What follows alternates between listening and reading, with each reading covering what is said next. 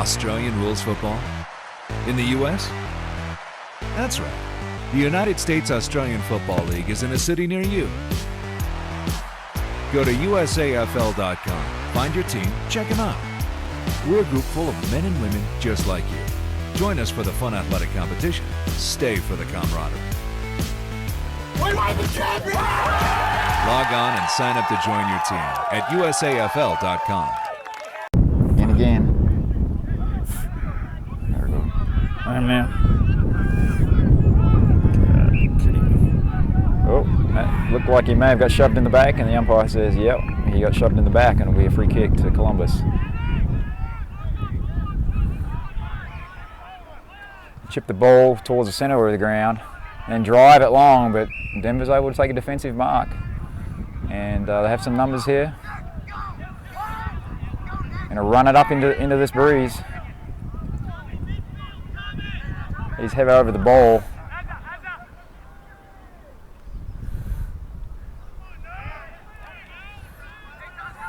Yeah, there's definitely an intensity is lifted in this game. Throwing themselves into the contest. So Denver goes forward. Columbus is able to clean up at the back when the mark wasn't taken and deliver a ball out to number 65, Rob Adams. He drives the ball along, straight up the middle. Goes over the back, and the Jackaroos have got a chance, but they can't capitalise. They're 8 points behind here. Scores have both teams have added a goal since half time. And the Jackaroos here desperate. Thornbury takes the ruck. Probably wasn't the best decision, young fella. As McMahon clears for the Denver Bulldogs back into the middle of the ground.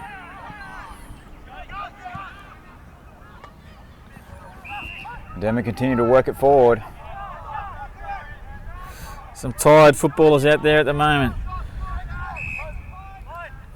Some tired umpies too. They've all umpired 3 or 4 games today. Tosses it up. Big jump over the back from the Jackaroo. Number 7 there for the Jackaroos kicks the ball out to the outer side. Propelled by Denver, but it doesn't go very far. Arnish Mystery gets on the ball. He can't get it out to Clyde Simpson. The Bulldogs now battling hard to work it forward, and they've got a mark in the centre forward position. He plays on quickly, and it's favoured his teammate who's taken the grab. He handballs to a player running into the square. And Sumner sticks it through for the Bulldogs. And that is going to hurt the Jackaroos. That's going to make it really tough now. Pretty much a 3-goal game for them to come back and win this. The breeze is there for them if they want to do it. It's just a matter of, do they have the legs? It's been a long day. There's plenty of fatigue out there. Yeah, Denver look like they're outnumbering them at the contest right now, and are able to win the ball in dispute. Let's see what they've got left in the tank, whether they can come back. Ball up again in the middle. It's kicked out of mid-air, up forward to Denver. Columbus gets a quick kick. And this looks like a possible forward thrust for Columbus, but number 7, Tom Harkness, he was able to repel that, but didn't get it very far, and it's going to come back. Chet Reiner gets it over to Hamilton. Hamilton puts on the afterburners, breaks the tackle, kicks it over, well-weighted kick to Thornbury, who's put it through. Fortunately, I'm looking at the game and not looking at the viewfinder. We didn't catch that one on the camera. But actually, Dan Hamilton was just far too quick for me. Could not keep up with him. He certainly was fast through the middle, and then drove that ball forward to his teammate who was deep in the goal square. He was able to take an easy chest mark, turn around, and just dribble that ball through easy with no contest. That's the goal they needed. Yep, we're back to a 2-goal game. Rob Adams gets the footy, gets the handball out. And number 60 here, we don't have his name. He's got a loose ball. What can he do with it? He kicks it forward. It's to the right of the goal. Harkness can't rake it in, and it's gone out of bounds in the right forward pocket. for the Columbus Jackaroos. They get a quick goal here and they are a real chance. Ball gets thrown back in. McMahon tries to get a handball away. Denver definitely working harder at the cold face here, but it comes out the back to Rob Adams. He does a short little non-effective kick back into the traffic.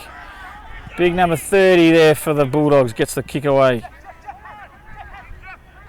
Oh, a little bit of space opens up for Denver. I think that's Posey. He comes through the centre and kicks it forward. That ball's in dispute, and he's going to call holding the ball. Thought he got tripped there, Sumner.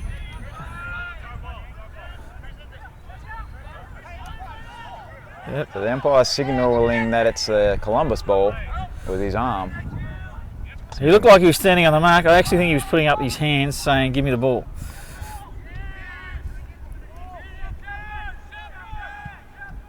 It's a driving kick by Denver into their forward line. And it's favoured to Ames, and he's taken the grab.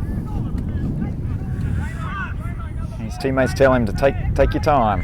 He's got big Garcia here at centre forward on his own, who should stay where he is, but instead has run back into the goal and where all the other oppositions are.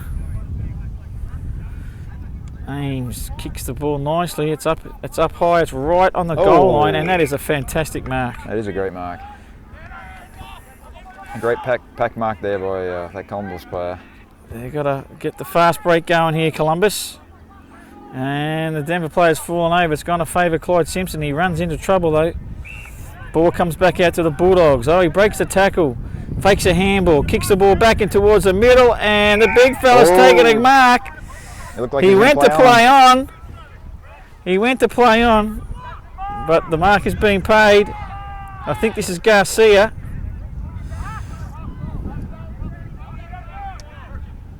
Yeah, number 44, Nick Garcia, going to line up, point blank range. Does enough, puts it through. Kick truly to give the Bulldogs a bit of breathing space. It's back to an 8-point game. 38 to the Columbus Jackaroos. 5 goals straight, 30. Good straight kicking as well. It's been pretty good straight kicking from both teams.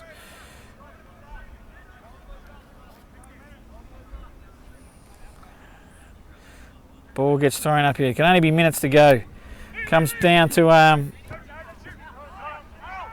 the Bulldogs, and McMahon gets a quick kick away, but it's marked in on the half-back line by the Jackaroos. He kicks it out wide to Hamilton. Hamilton's going to want to run and play on, but he can't hold the footy.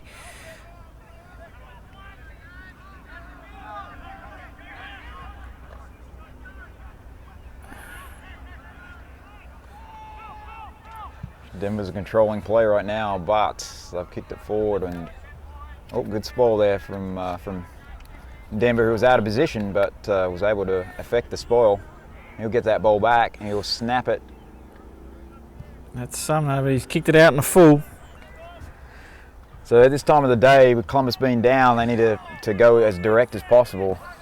They've got looks like a 14-point deficit they have to, so they've got to kick 3 goals in a matter of a few minutes. So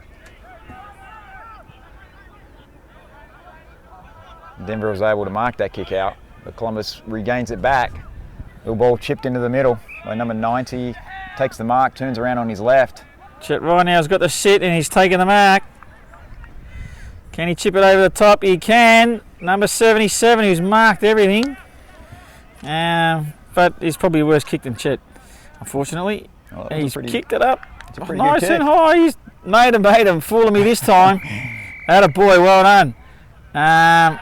Is that the final siren or not? Yes. I think it is. Yep.